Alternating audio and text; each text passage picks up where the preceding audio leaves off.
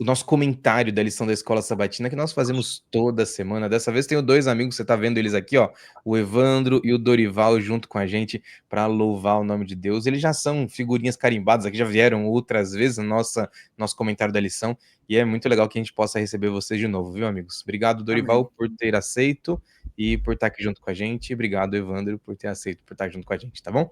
Amém. Eles são líderes anciãos das igrejas onde frequentam, Parque Arariba para o Evandro e Jardim Catanduva para o Dorival, e são, obviamente, professores das escolas sabatinas também, por isso eu tenho aqui só a gente que vai falar o tempo inteiro. Eu já falei que eu vou ficar de braço cruzado assistindo aqui, enquanto eles falam.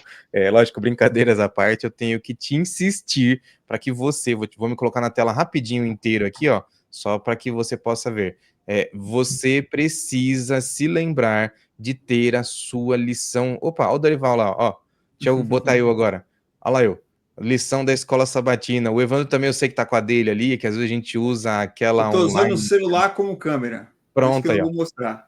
Não tem problema, mas a gente sabe que é importante ler e estudar a lição da escola sabatina e, como sempre, aqui na descrição desse vídeo, se não tá no vídeo da transmissão do Parque Arariba, eu vou te contar um segredo. Toda semana a gente coloca nos grupos da igreja o link lá desse vídeo especial e sempre no vídeo tem lá um link para você baixar o aplicativo da lição. Não tem desculpa para não ter a lição da escola sabatina, porque é muito importante estudar. Por isso, avisos, chamados feitos, lembre-se de estudar, a gente está aprendendo sobre coisas muito importantes, falando aqui sobre ferramentas para aprender sobre a profecia bíblica, e nós chegamos na lição número 5, o título dessa lição é As Nações, parte 2, semana passada a gente já falou um pouquinho sobre isso, e agora, segunda semana onde nós vamos relembrar alguns pontos onde Deus atuou na história da humanidade. Mas para a gente começar, a gente precisa buscar a Deus aqui em oração. Por isso eu vou jogar lá pro Evandro, meu amigo, para que ele comece orando nesse momento. Por favor, Vamos amigo. orar então. Quero convidar você a fechar os seus olhos, manter uma postura de reverência e buscar a fonte de sabedoria que está exatamente em Deus e no Espírito Santo.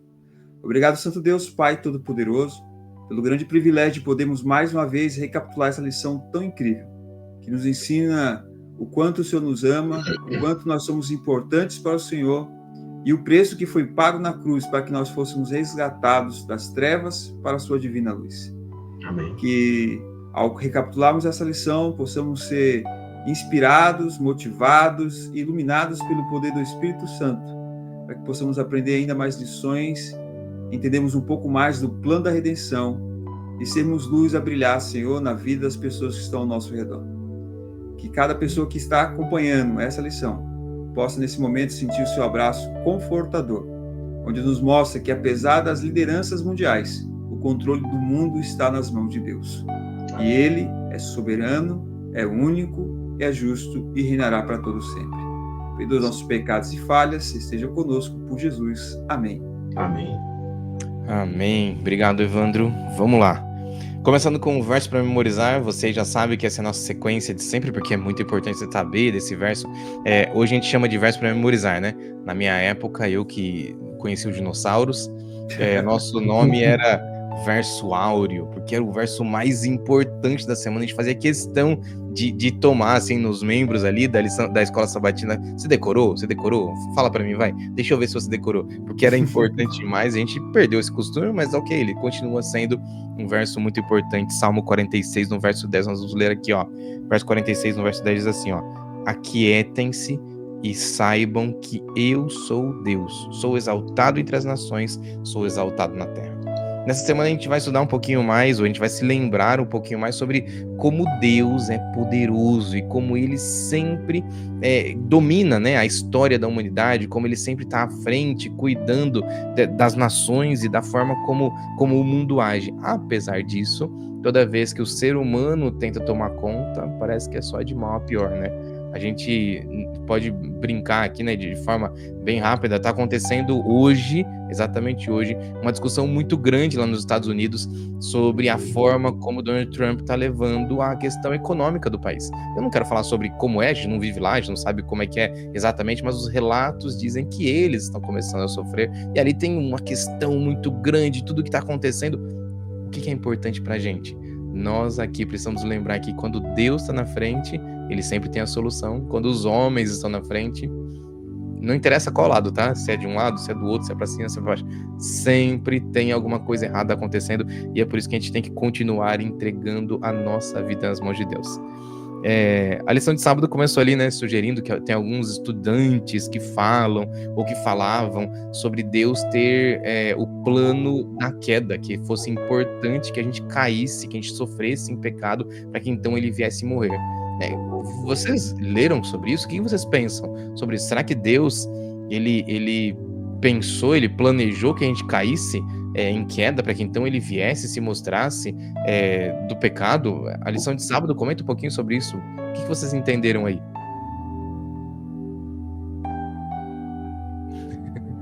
Vai aí, Evandro, vai você.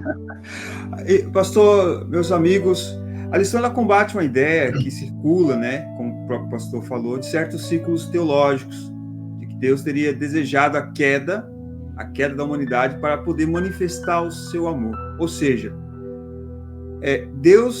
sabemos que Deus nos ama, mas para potencializar a importância que nós damos a este amor, então ele nos faz sofrer para sentirmos então a necessidade desse resgate por Deus, demonstrando assim Deus como o seu amor é grande, como o seu amor é completo. Então, essa teologia, ela quer fazer exatamente isso.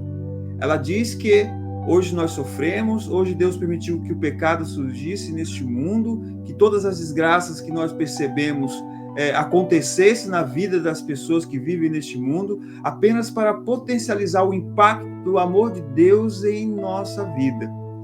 E é interessante porque isso contraria muito o motivo pelo qual Deus nos fez. Deus, ele não nos fez para sofrermos, Deus não nos fez para passarmos por situações frustrantes, situações de sofrimento, situações de dor. Muito pelo contrário. Sempre o objetivo de Deus, a cada coisa construída nos seus mínimos detalhes, texturas, cores, aromas, enfim, tinha um único objetivo: fazer o ser humano ser a criatura, o ser mais feliz do universo, né? O amor de Deus, irmãos, ele não depende do pecado.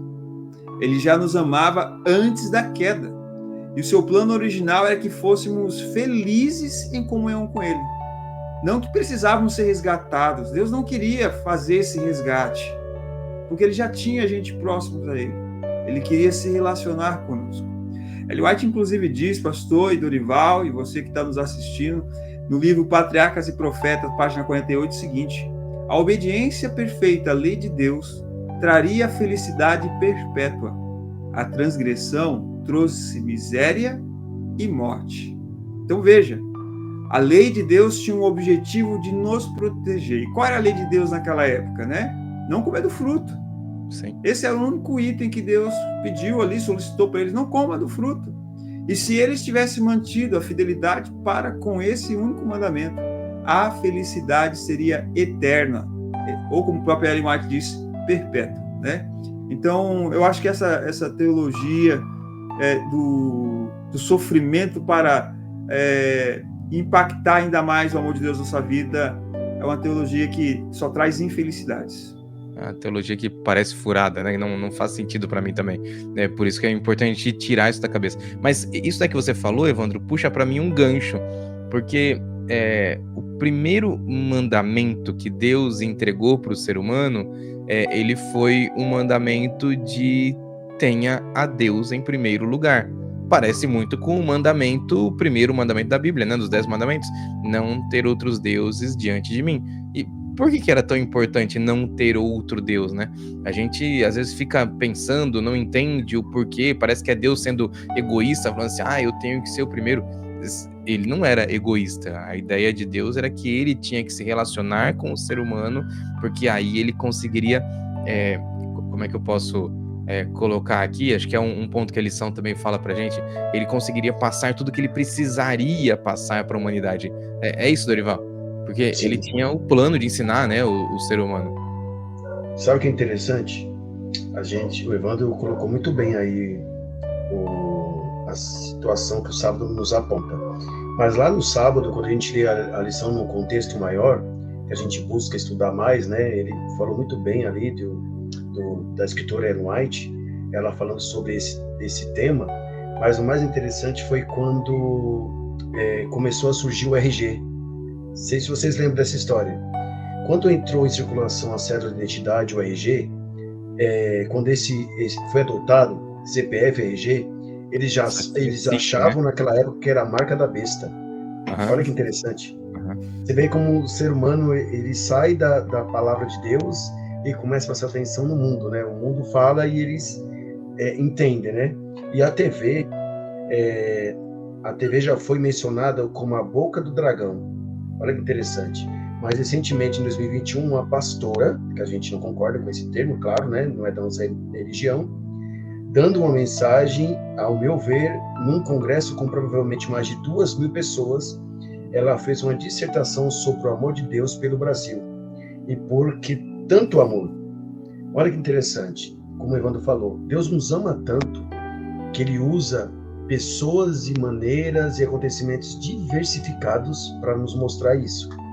Usa talvez até outras pessoas de outras denominações para que a gente entenda o amor dele por nós, né? E a lição de sábado tem lá um trecho que fala da Guerra do Golfo, quando a gente vai num âmbito maior da lição. Entre 1990 e 91, segundo ele, o escritor, helicópteros utilizados naquela guerra pareciam gafanhotos do Apocalipse 9. Olha que interessante.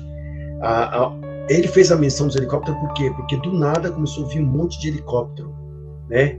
E soltava as bombas assim, tiros, tá?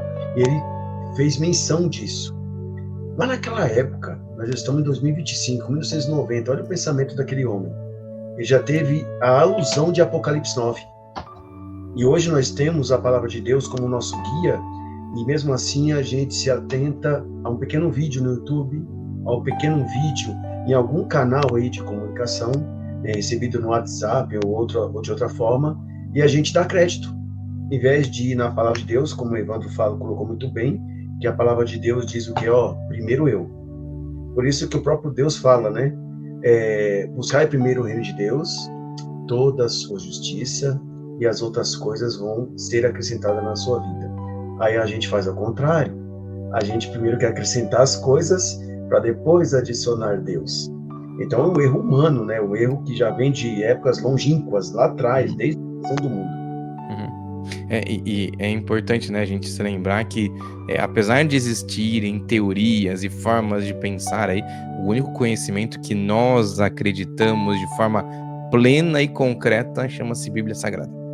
Porque é a palavra de Deus. O resto, obviamente, a gente pode aí divergir e pensar nisso, naquilo, mas quando eu saio da Bíblia, eu tenho um grande problema, porque eu tô só divergindo com alguém que tá pensando diferente. Mas a Bíblia é a própria verdade, é por isso que a gente aceita a Bíblia como o único caminho.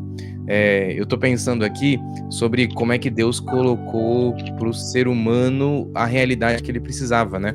Aí eu tô me lembrando que a lição, ela cita pra gente que a primeira vez que Deus dá um mandamento para o ser humano é aquele do não comerás da árvore do conhecimento do bem e do mal.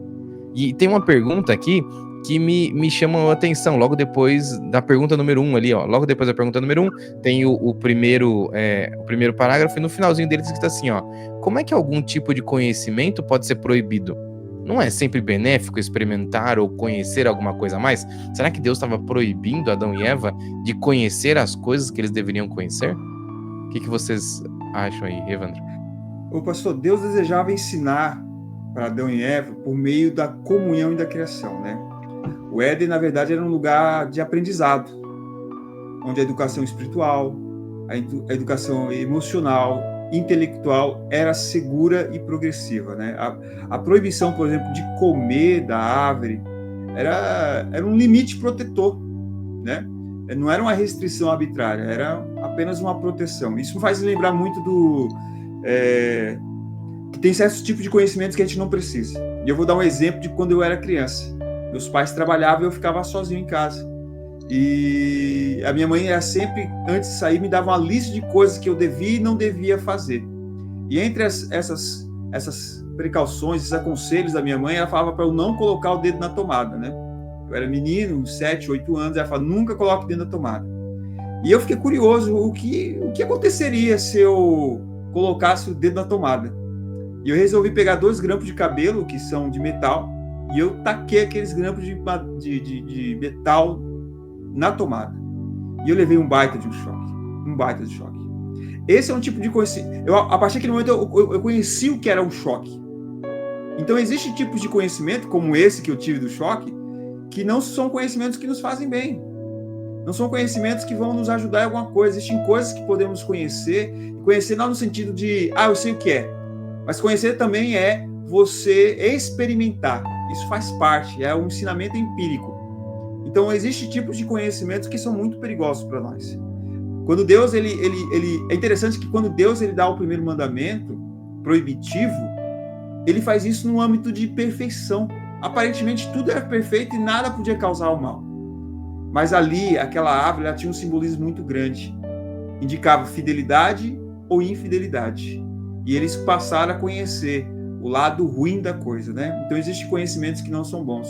Deus ainda fala sobre Adão e Eva, né? Agora eles são como nós, conhecedores do bem e do mal. O melhor era ter conhecido apenas o bem. Mas eles decidiram, por serem seres livres e amados por Deus, conhecer o mal. Então, nem todo tipo de conhecimento é benéfico para nós. Sabe um outro ponto que faz sentido aqui no meio dessa mesma conversa, Evandro? Que nesse mesmo ponto, né, que me chamou a atenção do que a lição falou, foi que o povo de Deus, mesmo depois de ter sido chamado por Deus, por Abraão, né, no sentido de Deus chamou Abraão, então ele chamou o povo, esse mesmo povo foi longe de Deus. E quanto mais longe eles ficavam de Deus, achando que estavam ali conhecendo o bem e o mal, no sentido de, já que eles adoram ao Deus Baal, por que a gente não vai lá para descobrir como é que é? Sabe assim? Já que eles adoram Moloque, por que eu não vou lá descobrir como é que é a adoração a Moloque? Eles, cada vez que vão mais longe de Deus, eles estão se distanciando de tal maneira que Deus não consegue mais protegê-los. E eu acho que é muito legal a sua ilustração aí de colocar o negócio na tomada, porque a sua mãe tinha feito acerca de proteção, tinha te dado o caminho, só que você, por escolha própria, resolveu ir lá colocar o dedo. E esse escolher colocar o dedo é o que a gente faz com Deus quando a gente desobedece os mandamentos dele. Não é que Deus é mau, mas é porque ele dá pra gente um caminho falando assim, amigo, ou filho, na verdade, não é amigo não, filho, aqui você não vai se machucar, mas tem que ficar aqui. Percebe? E a gente é teimoso e quer sair do caminho dele, não é? Exatamente. Deus, pensando nessa forma da gente conhecer o bem e o mal, Deus quer que conheçamos o desenrolar da história do conflito aberto entre o bem e o mal, entre Cristo e Satanás. Ele quer que a gente conheça. Por isso mostrou aos profetas diferentes etapas do conflito, especialmente as relacionadas com o papel das nações. Somos cercados de nações, Cláudio concorda? Nós somos uma nação, a brasileira. Do nosso lado tem, a venezuelana, tem várias, a Argentina, tudo perto da gente. Então Deus quer que a gente conheça essas nações, para a gente se proteger. É assim que funciona. A principal fonte desse conhecimento é encontrada onde? No livro de Daniel, João e Apocalipse. Então Deus ele deixou para a gente 3 livros, Para gente, não que a gente não vai ler o restante, mas tem 3 livros que são livros de alertas. Não faça isso, que o Evandro falou, porque vai acontecer isso. Pensando aí no Evandro, hoje, Evandro, existe um sistema de segurança na elétrica, que eu estou estudando elétrica, trabalhando com um profissional já na área. Se uma criança pegar um clipe, por exemplo, e colocar na tomada, e a tomada perceber que tem algo entrando, ela desliga. Olha só como é a evolução, É a mesma coisa de Jesus conosco. O disjuntor cai na mesma hora. Ele manda o Espírito Santo. Aí quando a gente pensa em escorregar, o Espírito Santo nos alerta.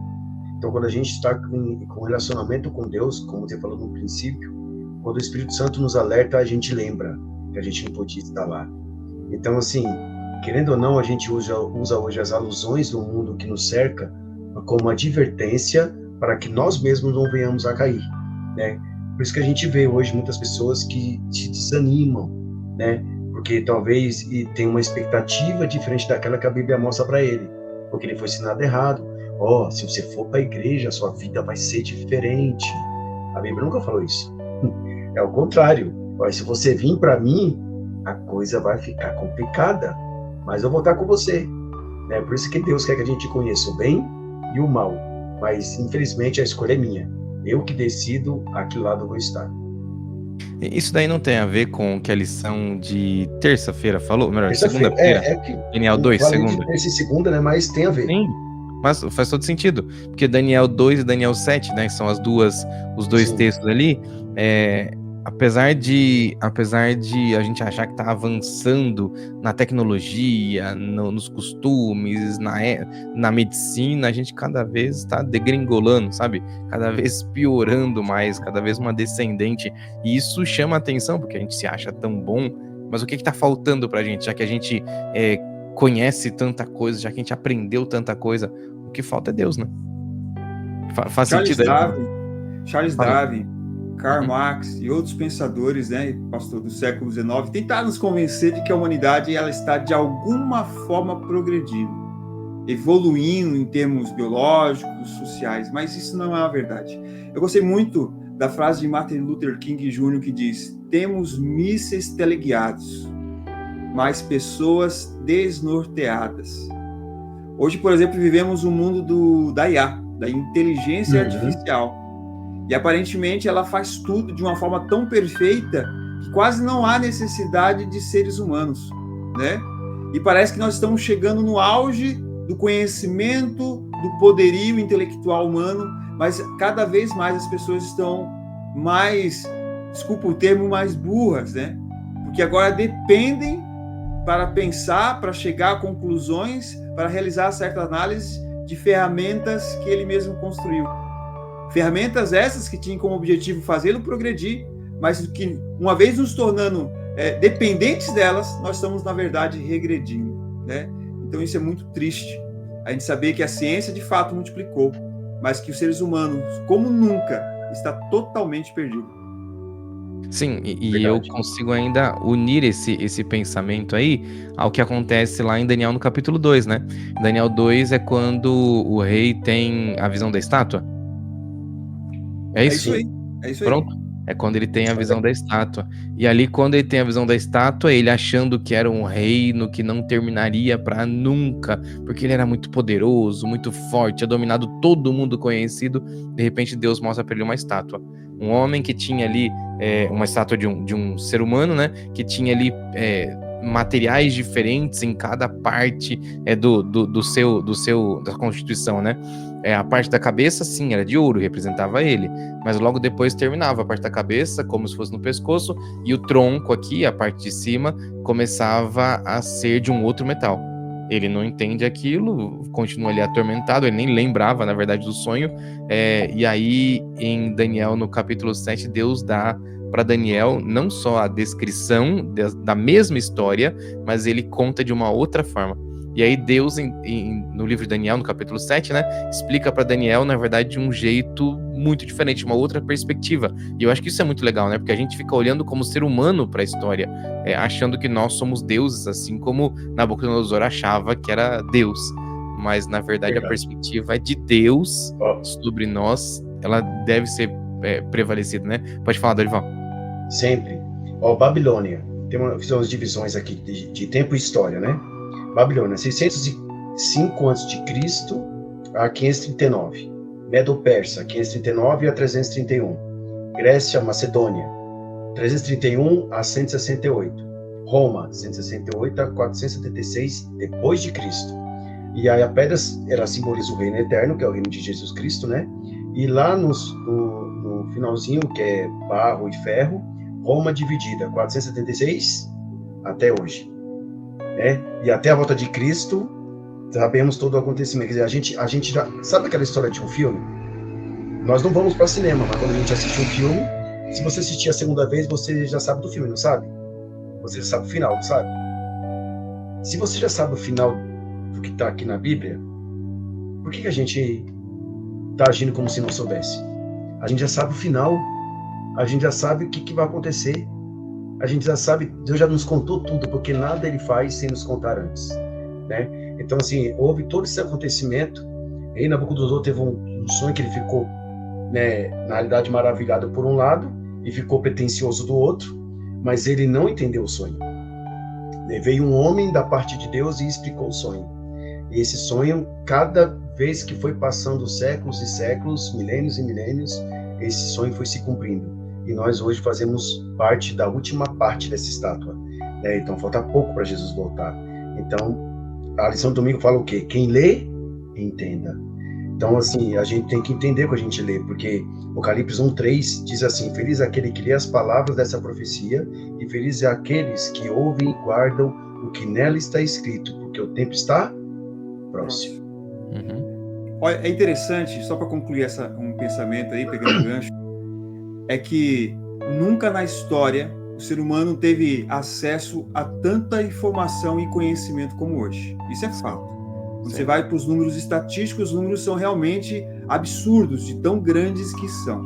Porém, a Bíblia, quando ela vem falando um pouco sobre o retorno de Jesus e como estaria o mundo, ela usa um verso tão interessante que fala que as pessoas iriam perecer por falta de conhecimento. E isso nos mostra o quê? O problema da humanidade não é a falta de conteúdo, não é a falta de inteligência, mas a falta de sabedoria que vem apenas e exclusivamente do temor ao Senhor. Nós temos muitas informações e não sabemos usar essas informações para o nosso benefício. E qual o grande benefício que o ser humano pode ter? É o conhecimento, o temor no Senhor, porque esse sim leva para a vida eterna. O problema do Google, né? A gente acha que Deus é como se fosse o Google, que tem toda a informação. E ele tem toda a informação. O problema é que a gente não sabe como usar. E aí tá a diferença entre o conhecimento e a sabedoria. São coisas totalmente diferentes. Eu posso conhecer tudo e não saber usar aquilo. Então, isso é muito interessante, Evandro, fazer essa comparação. Quando Deus mostra para Nabucodonosor, ele tinha informação, mas ele não tinha a sabedoria de como lidar com aquilo. Já quando Deus mostra para Daniel a mesma sequência, com outros símbolos, mas a mesma sequência histórica, Daniel já entendeu, opa, então na verdade é o mar e a terra guerreando. E aí é legal, né, como é que a lição depois, na quarta-feira já, ela aponta pra gente o que é que significava aquilo, né? Lembra que tem dois símbolos que são bastante corriqueiros na história da profecia, e lembra que a gente está falando sobre esses pontos, porque a gente tem que achar que as ferramentas para depois compreender a profecia. Essa é a ideia da lição da Escola Sabatina desse trimestre. E qual que é a ferramenta que a gente aprende aqui? Como se vou dar uma de Rodrigo Silva, tá bom? São as ferramentas que o arqueólogo usa para escavar a terra. Então, é isso daí. Só que eu tinha que falar com uma voz muito mais grave, assim, para tu falar igual ele. São as ferramentas que o arqueólogo usa para escavar a terra e encontrar ali elementos históricos. É a mesma coisa com a profecia. Então, a ferramenta que eu encontro aqui nesse momento é o que significa terra e o que significa mar. Ou deserto e mar. E a profecia, ela tem uma descrição muito clara quando ela fala sobre deserto e mar. Num sentido, são dois sentidos, na verdade, né? Um deles é que o mar, ele significa um lugar muito povoado. E a terra significa um lugar pouco povoado. E ali, se você for na história, Deus, ele usa a terra para salvar, ou o deserto, para salvar aquele remanescente durante algumas vezes. Até mesmo Jesus, eu vou sair da profecia, mas só para te fazer uma alusão aqui. Até Jesus precisa ir para o deserto para ficar salvo. Ou ele sai para o deserto quando ele é bebezinho. Ele sai do convívio ali de Jerusalém e vai lá para o deserto lá no Egito, onde ele fica durante um tempo. Percebe que ele também tem que fazer esse movimento e não é nem profecia. Mas nesse momento, quando eu falo de profecia, eu estou usando dois símbolos. Primeiro, mar é um lugar muito populoso e terra é um lugar pouco populoso. Ao Deus usar o lugar pouco populoso, ele está colocando um lugar estável. Um lugar onde talvez a doutrina de Deus pode ser colocada de forma correta. E quando ele fala de mar, faz a alusão com o mar. Se a terra é estável, o mar ele é estável. Coloca um barco ali, ele fica balançando, subindo, descendo, balançando de um lado para o outro o tempo inteiro. Ou seja, no mar, as doutrinas elas não se sustentam. A bagunça ela é muito maior. Então, por isso, esses dois símbolos eles são muito importantes para a gente entender. E aqui me chama a atenção como é que Deus usa esse símbolo entre a terra e o mar, né? Porque, deixa eu lembrar aqui onde é que está aquela visão. É a visão de Apocalipse no capítulo 12, quando aparece... Deixa eu achar onde que ela tá aqui. Não é Apocalipse. Na verdade, é o livro de Daniel. Deixa eu ver se eu encontro onde é que tá exatamente o texto. Eu não anotei. É em Daniel, no capítulo 7. Os versos 1 a 3. Não, vento do céu, mar grande. Eu já vou encontrar, que daqui a pouquinho eu cito para você. Mas a lição, ela citou um dos textos que eu estava lendo hoje, inclusive, relembrando, né? E a Bíblia fala que o anjo, ele coloca com a grande informação para dar para o povo, ele coloca um pé na terra e um pé no mar.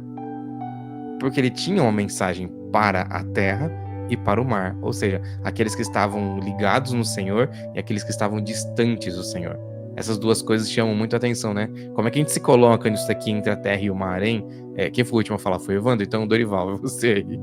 Vamos lá, então vamos lembrar de João Batista. João Batista pregava onde? No deserto. No deserto, tá entendendo? Aonde ele vivia? No deserto. Comia do quê? Coisas que o deserto proporcionava para ele, né? Poucas árvores, pouca vegetação. Então, o que acontece? É nesse lugar que nós aprendemos quem é Deus. Nós aprendemos a falar de Deus, aprendemos a viver para Deus. O mais interessante, que como o pastor falou, nós estamos lá estudando a palavra, que é a lição de quarta-feira, Guilherme Miller, ele tinha um método interessante de estudar a palavra de Deus, principalmente com relação à profecia. Ele usava um dicionário de concordância bíblica, sabiam disso? Sim. Olha só que interessante. E ia comparando texto com texto, frase com frase. Ele só se dava por satisfeito quando, após compreender o texto, ele podia defender, refutar, dialogar com convicção do que falava, usando as Escrituras. Então, assim, olha só como que Deus nos usa lá no deserto. E o deserto para nós hoje pode ser algo como, de repente, as coisas não estão dando certo, vamos assim dizer, né? Um contexto, né, geral. Não tenho emprego, estou passando dificuldade, está complicada a situação, a família está complicada. E talvez ali é o seu deserto que Deus quer trabalhar na tua vida para que você entenda que Ele está comandando. Então, quando a gente estuda a Bíblia, a gente entende a importância dela na nossa vida. Eu costumo dizer que a Bíblia, para mim, é o laboratório da verdade, né? Ela é um guia completo. Então, assim, eu aprendo muito com ela. E hoje, estudando a palavra de Deus com uma outra pessoa aqui no meu estudo bíblico, ele pegou e me mostrou um vídeo de um morador de rua. O rapaz chegou com dinheiro para ele, ofereceu X, era bastante dinheiro, e a Bíblia. Ele falou que era a Bíblia. Não, mas aqui é tantos mil. Não, eu quero a Bíblia. Mas por que isso é a Bíblia? Porque a Bíblia é o manual da vida. A Bíblia me mostra quem é Deus, o que eu vou ser quando eu aceito Deus, para onde eu vou. O dinheiro acaba, a palavra de Deus não. Então, assim, você vê uma pessoa que vive na rua falando da importância da palavra de Deus. E Guilherme Miller nos ensinando, né, que foi um dos cofundadores da igreja, né, lá no passado, nos ensinando como estudar a Bíblia. E hoje, qual é o nosso erro? A gente olha o quê? As pessoas falando de um texto, põe lá no WhatsApp, ou no YouTube, talvez seja uma crítica, talvez uma palavra que ela queria tanto ouvir, que levantou o ego, e ela leva aquilo ali mais em consideração do que a própria palavra de Deus. É interessante uma coisa, quando a gente fala sobre o mar e a terra também, é que assim, a grande parte do nosso planeta é água, é formado por água. E as paisagens mais belas que existem no mundo são os mares. Você vê aquela cor azul, aquele esverdeado, aquela transparência, os animais coloridos ali dentro, é tudo muito encantador que existe dentro do mar. E em profecia, né, quem está estudando, o mar ele representa uma coisa muito grande, multidões, mas também representa instabilidade, representa um lugar caótico, um lugar muito perigoso. Eu não sei como foi a sua primeira experiência ao entrar na praia, na água de uma praia, do mar mesmo, né? E eu lembro que eu pulei e já vi aquela água salgada no olho, na boca, e você, o que é isso aqui? Você leva um susto danado. E uma dessas vezes que eu fui, eu não sei nadar. Eu fui com a minha esposa e fui com um amigo, com o ancião do Arariba, o Rafael, e eles entraram na água, eu fui entrando com eles sabiam nadar, eles foram cada vez mais para frente, pulando as ondinhas, e eu fui pulando a ondinha também. Eu falei, isso é muito bom, isso é maravilhoso, isso é felicidade, é isso que eu quero para minha vida. E nós vivemos num mundo onde muitas coisas parecem ser boas, maravilhosas. Um mundo que parece que nos chama para mergulharmos nele e experimentarmos as coisas que ele tem. Acontece que chegou no momento onde a água já estava mais ou menos no meu pescoço e as ondas agora ultrapassavam minha cabeça, e naquele momento a maré começou a puxar e eu passei um dos piores momentos de medo da minha vida. Eu comecei a me apertar com a areia do mar e a areia foi sendo chupada pela água e eu também, e eu me firmei ali no chão e as pessoas não me escutavam, não me viam. Eu falei, agora eu vou morrer, mas aí a água me deu um minuto de paz. E a primeira coisa que eu fiz, quando ela me deu esse minuto de paz, foi correr para onde? Adivinha? Para a terra. Terra, lógico. Eu falei, vou sair do mar. Sabe, a nossa vida, meus amigos e irmãos, se parece muito com essa experiência que eu tive. Ela nos apresenta cenários incríveis, coisas para experimentarmos que parecem ser maravilhosas. Parece que ali é o lugar de... A felicidade é isso, a felicidade é aquilo. Mas um dia ela vai pedir o preço de tudo que nós estamos experimentando. O mar é traiçoeiro, é caótico, nos persegue, é instável. Mas na terra nós temos estabilidade, nós temos segurança. Deus quer nos tirar deste mar de pecados. Ele quer nos levar para um caminho de estabilidade, um caminho de paz, uma paz que o mundo não pode oferecer. E é por isso que o verso para memorizar, conforme nós já vimos, e eu gostaria de só voltar ali, ele fala sobre isso. Aquietai-vos, calma, fiquem tranquilos, eu estou sobre todas as nações. Acredite em mim, confie em mim, segure na minha mão. Vocês vão conhecer o que é verdadeira paz. Vocês vão conhecer o que é verdadeiramente felicidade. E eu achei essa lição da semana incrível nesse ponto. Muito bom. A lição também comentou, eu gostei, tá, Evandro? Muito boa aplicação, inclusive. Essa daí eu posso usar na minha lição de escola sabatina, tá? Deixa eu... Pode sim, você. Fala, Dorival, vai. Fala você primeiro. Para você ou eu?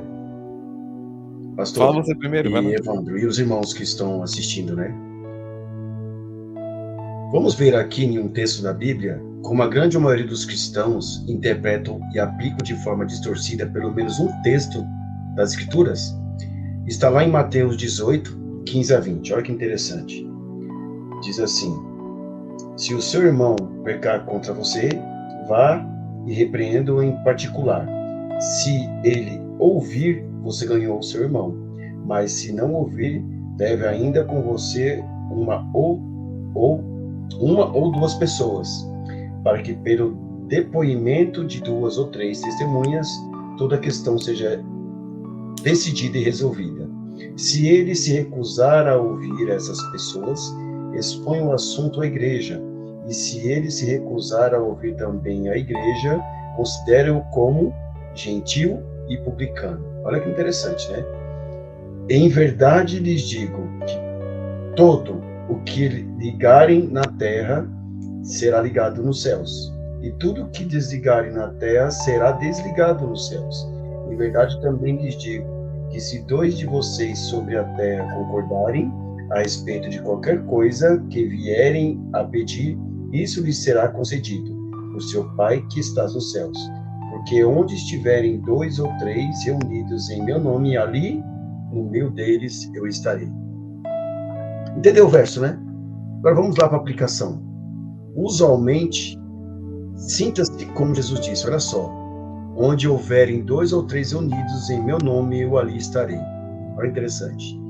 Quando estivermos reunidos, ainda em pequeno número, com apenas 2 ou 3 pessoas, geralmente entende-se que para estudar a Bíblia, orar, Jesus se fará presente. O importante é que haja tal disposição. O que isso quer dizer? Se você ler todo o contexto, vai notar que Jesus está falando sobre o irmão faltoso, que você vai ter com ele. No caso dele não aceitar, você leva mais algumas pessoas. Mesmo assim, ele pode se recusar. É isso que isso quer dizer. Portanto, o texto está falando da justiça e do juízo e julgamento. É ou não é isso que o texto está falando? Olha, interessante. Deus, aquelas 3 tentativas ali, é Deus buscando o Dorival. Deus vai atrás do Dorival sozinho. Aí o Dorival se recusa. Deus manda o pastor e o Evandro junto. São 2 testemunhas, concorda? Aí vocês argumentam, contra-argumentam, o Dorival não quer saber.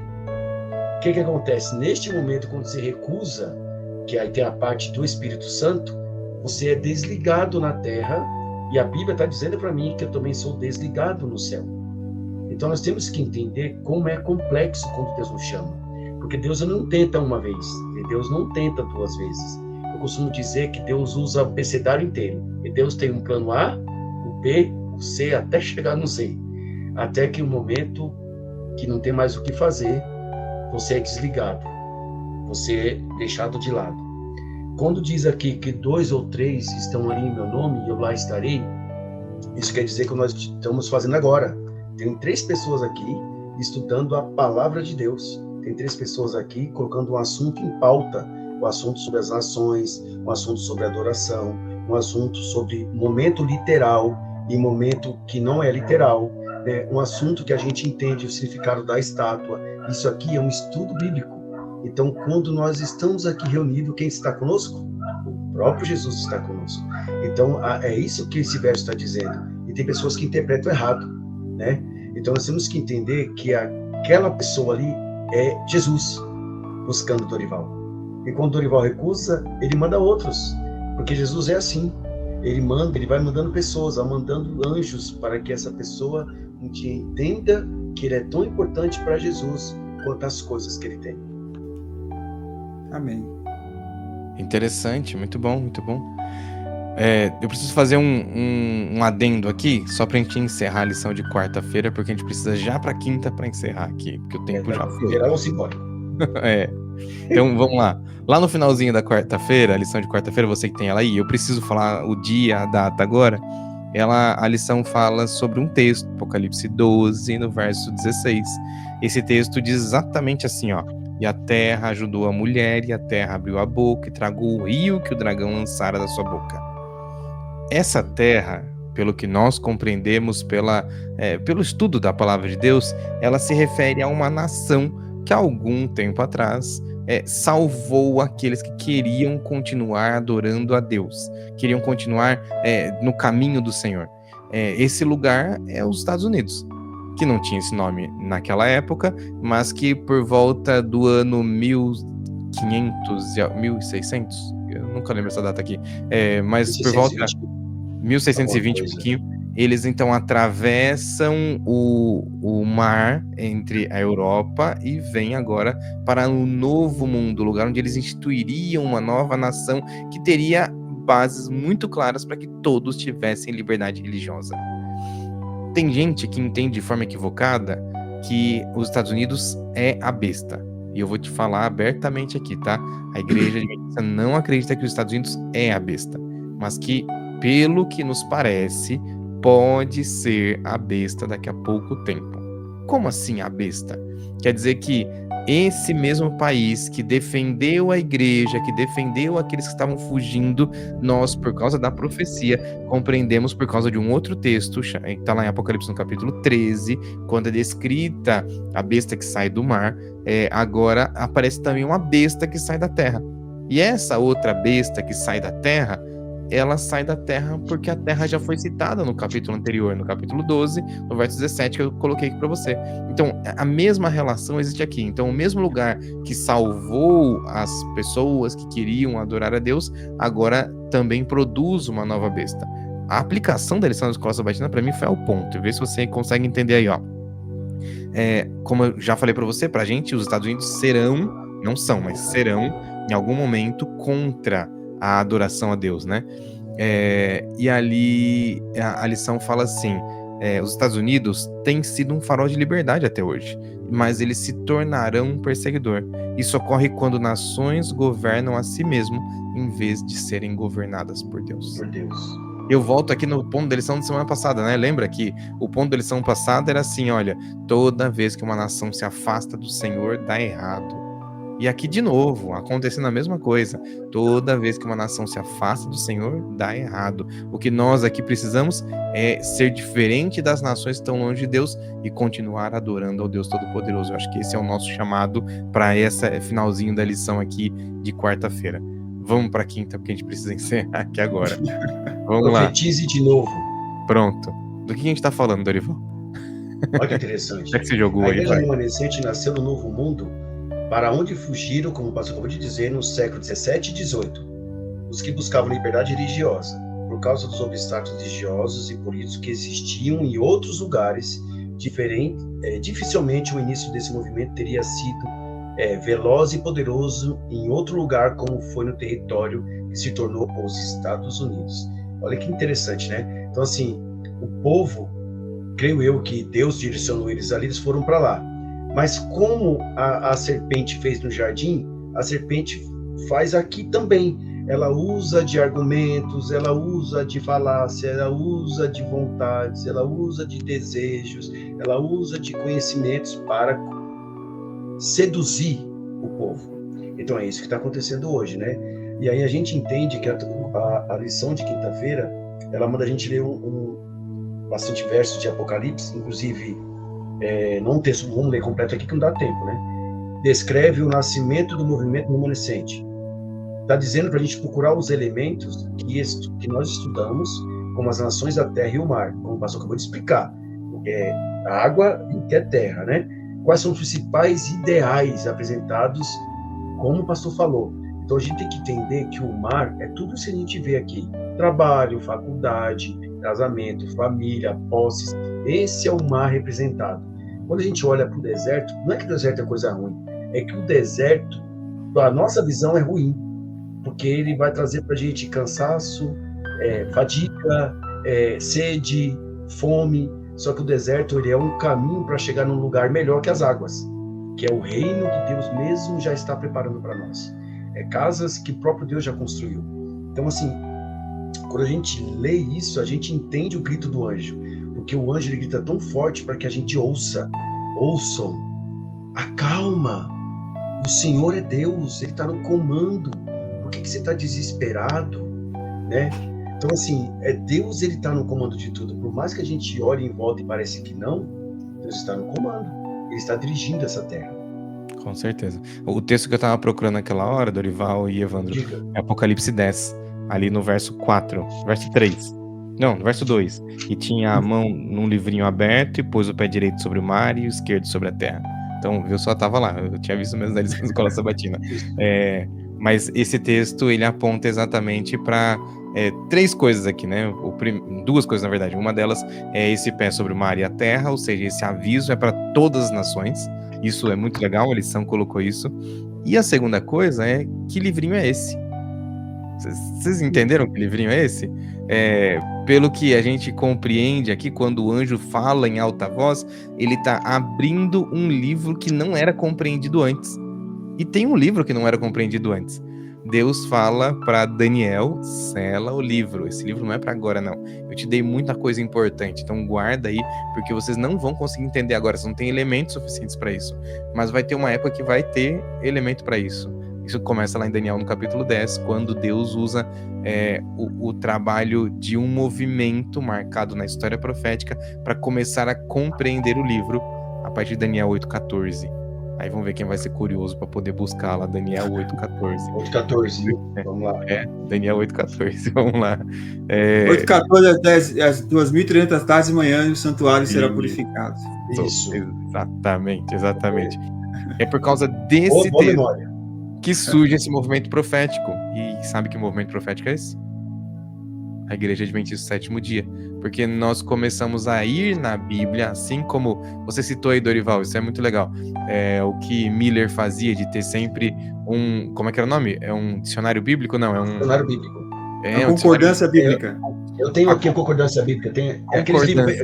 A nossa é bem pequenininha assim, né, pastor Evandro? Desse tamanho, né? É um daqueles ali, ó. Daqueles ali, bem Isso, ali, tá lá na prateleira. Concordância. A concordância é diferente do dicionário, porque o dicionário ele só traduz os textos. A concordância, ela aponta. Por exemplo, eu encontro lá um verbete, que é o nome certo para ficar bonitinho, né? Mas eu encontro lá a palavra água. Então, quando eu acho na concordância, a concordância tem linkado ali todas as vezes que aparece a palavra água naquele contexto. E aí eu vou então ler verso por verso que fala sobre água para eu ter uma compreensão sobre o que Deus está falando sobre água. Entendeu? Então, isso é uma concordância. Ele faz a Bíblia concordar entre si, você conseguir entender um texto aqui, um texto ali, e assim você vai juntando a compreensão para poder chegar na teologia. É assim que a gente estuda teologia, né? Isso é muito legal. Bom, falando sobre o livrinho, vai.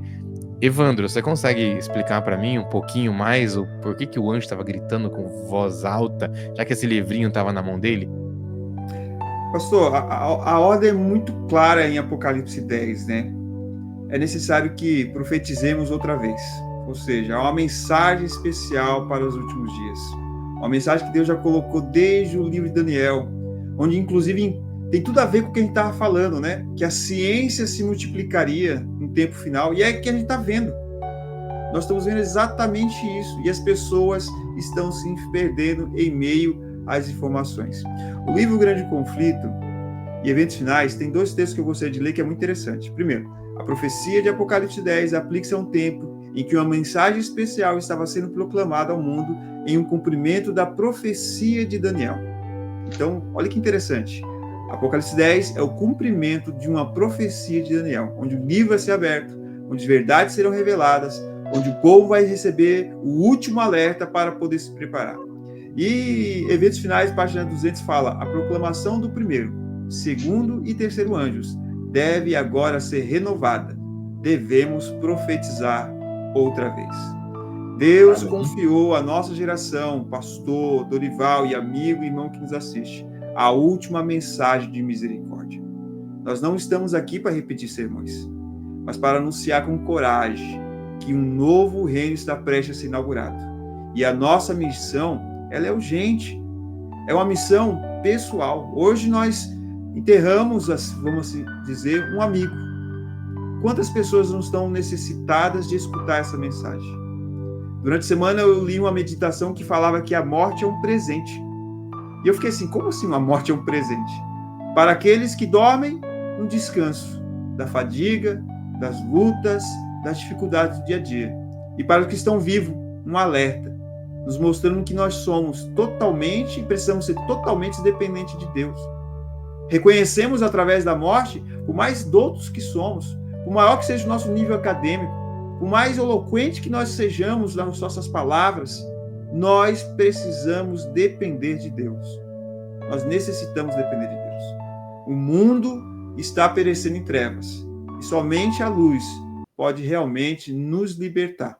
Então, é nesse momento onde a ciência se multiplica, onde essa mensagem de Daniel se torna tão acesa, tão visível, né? Clara, melhor dizendo, para o que nós devemos fazer. É tomar uma decisão.